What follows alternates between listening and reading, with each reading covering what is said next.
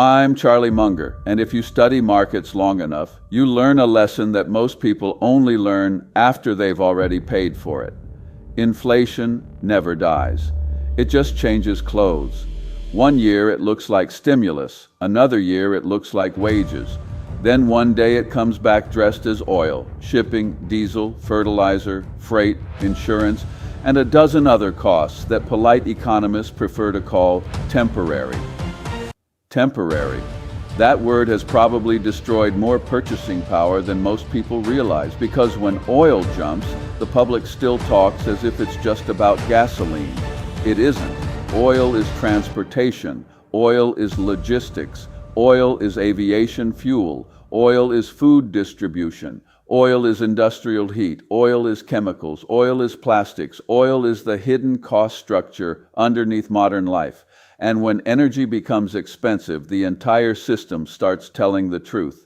That truth is usually unpleasant. Now let me tell you what makes this moment dangerous. Not just that oil is rising, not just that supply disruptions are back, not just that central banks are uncomfortable. What makes it dangerous is that we have seen this movie before, and every generation convinces itself the ending will somehow be different. It usually isn't. In 1973, the oil embargo did not merely raise fuel prices. It changed inflation psychology. It spread through transportation, manufacturing, food, and wages. It taught the world a brutal lesson. Once energy shocks escape the commodity page and enter business planning and household expectations, inflation becomes much harder to kill. Then people forgot. In 1979, the second oil shock hit, and once again, the world relearned the same lesson at a higher price. Then people forgot again. And in 2022, after the Russia-Ukraine energy shock, we got a modern reminder. You can have sophisticated financial markets, elegant central bank models, and entire armies of economists, and still be bullied by physical reality. That is the part people hate. Physical systems do not care about narratives. Markets love stories. Governments love language. Commentators love reassurance. But oil does not care what you hope. Now here is where the crowd starts making the same stupid mistake it always makes. They say, it's temporary. It's only energy. Core inflation is still okay. Consumers are holding up. Demand is soft enough to absorb it. Central banks can look through it. Those phrases sound intelligent right up until they become expensive, because the first rule of a supply shock is simple. It does not stay where it started.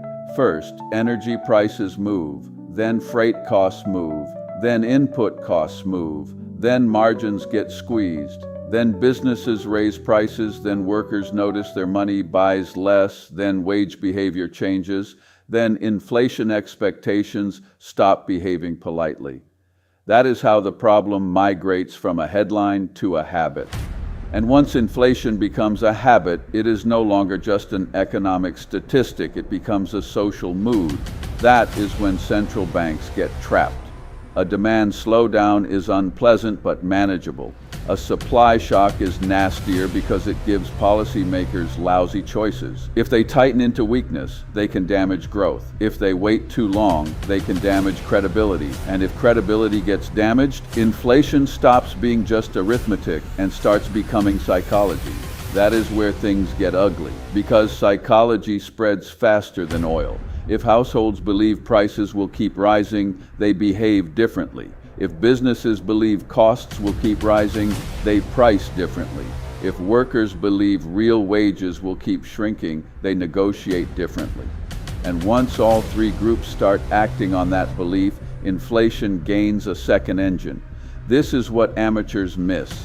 They think inflation is just what shows up in a monthly report. No, inflation is also what enters decisions before the report is even published. Now maybe you say, all right, but perhaps this shock really is temporary. Maybe growth is weak enough. Maybe consumers are stretched enough. Maybe the system will absorb it. That is the respectable counter-argument. And sometimes respectable counter-arguments are correct. But here is the problem. A shock does not need to last forever to do lasting damage. It only needs to last long enough to change behavior. That is the mistake people make when they worship the word temporary. A temporary bridge collapse still stops traffic. A temporary oxygen shortage still kills the patient. A temporary energy shock can still reprice an entire economy if it hits the right nerves at the wrong time.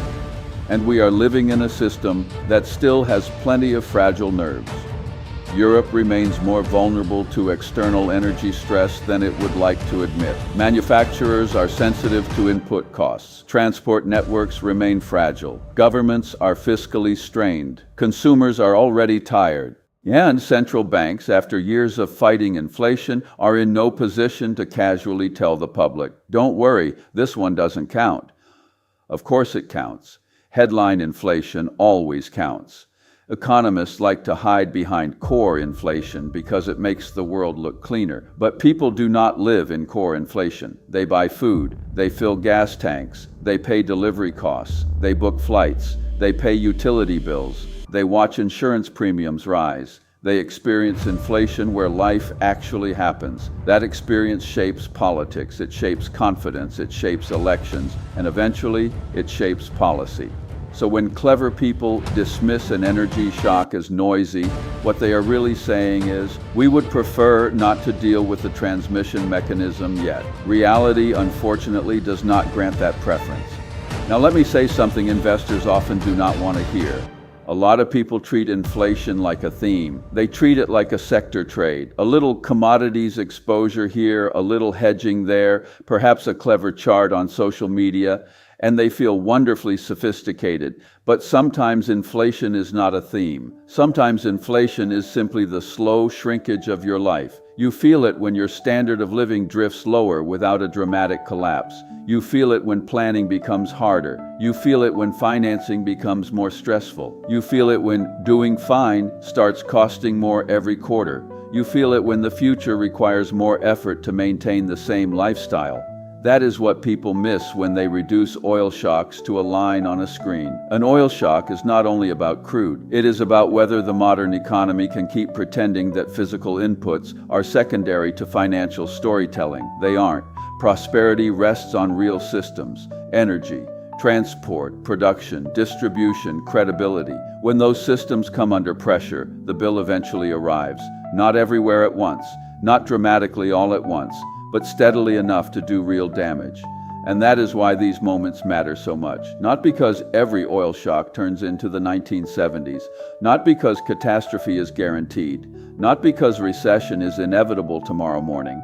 They matter because they expose fragility. They show you which business models only worked under cheap energy. They show you which margins depended on smooth shipping. They show you which consumers were already near their limit. They show you which policymakers were relying on hope disguised as analysis. And when a system is fragile, even a temporary shock can become a durable problem. That is the adult way to think about this. The headline says oil. The system says transmission. The headline says disruption. The system says repricing. The headline says temporary. The system says we'll see. And history says if enough people relax just because the costume changed, they will end up paying for the same old inflation in a new disguise. So what should a rational person do? First, stop worshiping the word temporary. Temporary shocks can still trigger permanent consequences if they alter expectations, margins, and policy. Second, stop pretending headline inflation is emotional noise. Headline inflation is what the public actually experiences, and what the public experiences eventually reshapes the entire political and financial environment. Third, watch the transmission, not just the trigger. Anyone can notice oil moving. Adults watch freight, chemicals, food, industrial inputs, wages, and expectations. Fourth, study who is fragile. Energy shocks reveal weakness long before official statistics fully confess it. And finally, remember this: the most dangerous phase of inflation is not always the first spike. It is the moment when institutions, investors, and consumers all realize the shock is lasting longer than they hoped. That is when repricing begins. That is when confidence weakens. That is when the bill arrives. So no, inflation did not die. It changed clothes.